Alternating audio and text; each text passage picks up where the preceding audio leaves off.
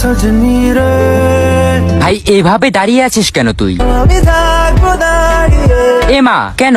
সে তো আমি ছাড়া কেউ জানে না।